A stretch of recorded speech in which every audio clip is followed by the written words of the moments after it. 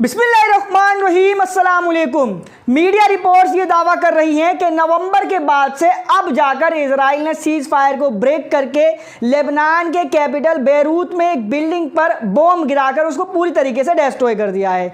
मगर इस इंफॉर्मेशन को मैं थोड़ा सा करेक्ट कर दूं, नवंबर से यानी जब से सीज फायर हुआ है तब से लेके अब तक कोई ऐसा दिन नहीं गया कि लेबनान के अंदर इजराइल ने हमले ना किए हों। वो बात अलग है कि इंसानियत का रोना रोने वाले इन्होंने उसका जिक्र नहीं किया क्योंकि हमले ज़्यादा बड़े नहीं थे।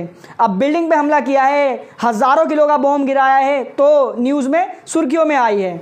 मामला दरअसल में ऐसा हुआ कि इजराइल ने बेरूत के इलाके दाहिया में एक बिल्डिंग के ऊपर पहले तो 3 ड्रोनों से हमला किया वार्निंग देने के लिए कि बिल्डिंग को खाली कर दो, फिर उसके ऊपर एक एयर स्ट्राइक्स करके यानी बॉम्ब गिराकर पूरी तरीके से डिस्ट्रॉय कर दिया। किसी मीडिया रिपोर्ट ने अभी तक ये कंफर्म नहीं किया है कि इस हमले में कितने लोग घायल या मारे गए हैं, लेकिन ये ज़रूर दावे किए गए हैं कि बिल्डिंग के दोनों तरफ यानी बिल्डिंग के आसपास 2 स्कूल मौजूद थे जो वर्किंग डे में थे, मतलब स्कूल्स के अंदर बच्चे मौजूद थे। उनकी भी परवाह किए बगैर इजराइल ने आतंकी हमले को अंजाम दिया है। हमले के बाद इजराइल के आतंक मिनिस्टर ने वीडियो मैसेज में धमकी दी है। जैसे बॉलीवुड की फिल्मों में आप देखते हो दिखाया जाता है कि दाढ़ी वाला तस्बीह वाला, लेकिन दरअसल में होता है टाई वाला कोट वाला हकीकत में। ठीक वैसे ही सामने आकर इन्होंने कहा है कि अगर नॉर्थ के जो इजरायली हैं जो धीरे धीरे घरों को लौट रहे हैं उनके ऊपर किसी भी तरीके का हमला होता है लेबनान के अंदर से तो हम सीधा बेरूत को दहलाएंगे। मामला कुछ ऐसा है कि इजराइल का क्लेम था कि लेबनान के अंदर से फिर से 2 रॉकेट नॉर्दर्न इजराइल में रह रहे सेटलर्स के मकानों की तरफ दागे गए, जिनको इंटरसेप्ट तो कर लिया गया और एक तो लेबनान के अंदर ही गिर गया।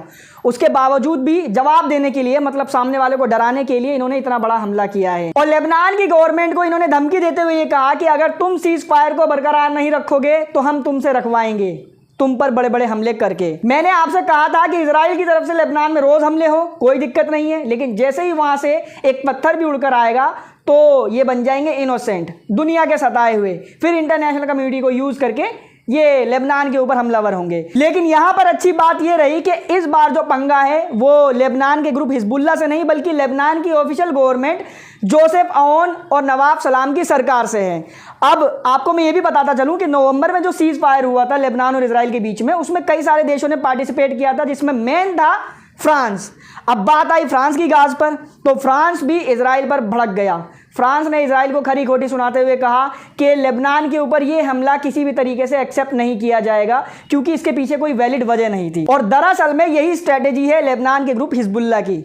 जब इजराइल डायरेक्ट हिजबुल्लाह से लड़ रहा था तो दुनिया की नज़र में यह था कि इजराइल एक टेररिस्ट ऑर्गेनाइजेशन से लड़ रहा है, लेकिन अब अगर कोई बातचीत होती है वहां तो ये देखा जाएगा, दुनिया के सामने ये होगा कि इजराइल की गवर्नमेंट लेबनान की गवर्नमेंट पर हमला कर रही है, जिसको इंटरनेशनल सपोर्ट ज़रूर मिलेगा। और यही हिजबुल्लाह की पूरी एक प्लानिंग है कि लेबनान की सरकार को जंग में लाया जाए, फिर अपने देश की सरकार के साथ साथ दुनिया की कई अलग अलग देशों की सरकार का सपोर्ट भी उनको खुला मिलेगा। वेस्ट वाले तो सपोर्ट करने से रहे, लेकिन फ्रांस ने 2-4 बातें बोल दी काफ़ी है, मगर इधर जो ईस्ट वाले हैं रशिया, चाइना, ईरान वगैरह ये सब सपोर्ट करेंगे। मगर लेबनान की सरकार भी अपने आप को काफ़ी होशियार बनकर दिखाती नजर आ रही है। इजराइल से जान बचाने के लिए इन्होंने वो जगह ढूंढना शुरू की जहां से वो 2 रॉकेट दागे गए थे। अब इनका ये दावा है कि हमने वो जगह ढूंढ ली है, इन्वेस्टिगेशन जारी है कि किसने ये मिसाइलें दागी थी। हो सकता है, पॉसिबिलिटी है कि हिजबुल्लाह के ही किसी लड़ाके ने दागी हो, क्योंकि हिजबुल्लाह की कहीं ना कहीं यही प्लानिंग है कि इजराइल और लेबनान की सरकार को दोस्त ना बनने दिया जाए, इनमें इंस्टेबिलिटी बरकरार रखी जाए। वहीं ईरान के फॉरेन मिनिस्टर ने यह जानकारी दी है कि ट्रंप का जो लेटर ईरान को मिला था नेगोशिएशन के लिए और धमकी वाला भी, उसका जवाब देते हुए ईरान ने अमेरिका को लेटर भेजा है। लेकिन उसमें क्या बात कही गई है ये अभी डिस्क्लोज नहीं हुई है, लेकिन अंदाज़ा ये लगाया जा रहा है कुछ एक्सपर्ट्स के द्वारा कि ईरान ने ये कहा है कि हम तुमसे डायरेक्ट बातचीत तो करने से रहे, किसी ना किसी मीडिएटर को ही बीच में बुलाएंगे, या तो यूएई को या फिर ओमान को। वहीं इजराइल का आतंक बेरूत के साथ साथ साउदर्न लेबनान के हिस्से में भी जारी है। इजराइल ने साउदर्न लेबनान के कफ्र, तिबनित नाम के इलाके पर एयर स्ट्राइक्स की, जिसमें 3 लोग मारे गए, जिसमें एक महिला थी और 18 करीबन ऐसे इंजर्ड हुए हैं कि हॉस्पिटलाइज हो चुके हैं। इस पर ना तो लेबनान की सरकार बोलेगी, ना इंटरनेशनल कम्युनिटी बोलेगी, और ना ही इजराइल जो अपने आप को इनोसेंट बताता है वो इस पर कोई सफाई पेश करेगा। इनका साफ कहना है, नेतन्याहू ने साफ कहा अपने स्टेटमेंट के अंदर कि हमें जहां कहीं भी लेबनान के अंदर खतरा दिखाई देगा हम वहां जाकर हमला करेंगे। मतलब इनको जो खतरा दिखाई दे रहा है वो खतरा है, और ये जो किसी के लिए खतरा है वो खतरा नहीं है। वहीं आप तमाम हजरात को पता है कि कल रमज़ान का आखिरी जुमा था, 28 तारीख थी, लेकिन इसके अलावा एक और ख़ास दिन मनाया गया है पूरी दुनिया के अंदर। कल के दिन इंटरनेशनल कुड्स डे मनाया गया पूरी दुनिया के अंदर, जिसमें कई देशों के लोगों ने बढ़ चढ़कर हिस्सा लिया। कई लोग तो ऐसे थे जो खुद कई सारी मुसीबतों में घिरे हुए हैं, उसके बावजूद भी फ़लस्तीन को वो नहीं भूले। सबसे पहले नंबर पर नाम आता है कश्मीर के लोगों का। कश्मीर में एक बड़ी रैली की गई फ़लस्तीन के सपोर्ट में, ताकि उनको ये मैसेज दिया जा सके कि वो अकेले नहीं हैं। इसके अलावा अगर हम बात करें तुर्की की, तुर्की में भी अच्छे खासे लेवल पर एक रैली निकाली गई।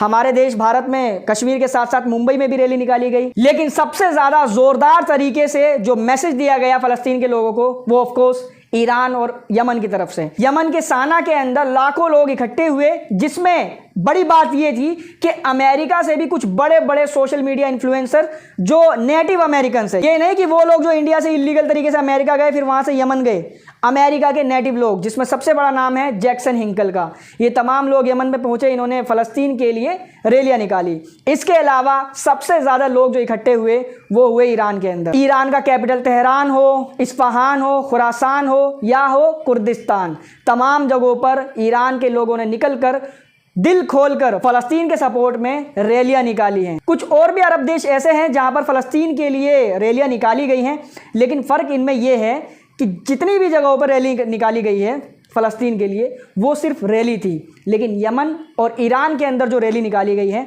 वो इमोशंस थे, वो उनके जज्बात थे, वो सच्ची वाली हमदर्दी थी। खैर इस वीडियो में फिलहाल इतना ही था। इस वीडियो को शेयर करें, चैनल पर नए हैं तो चैनल को सब्सक्राइब ज़रूर कर लें। And thank you so much for joining.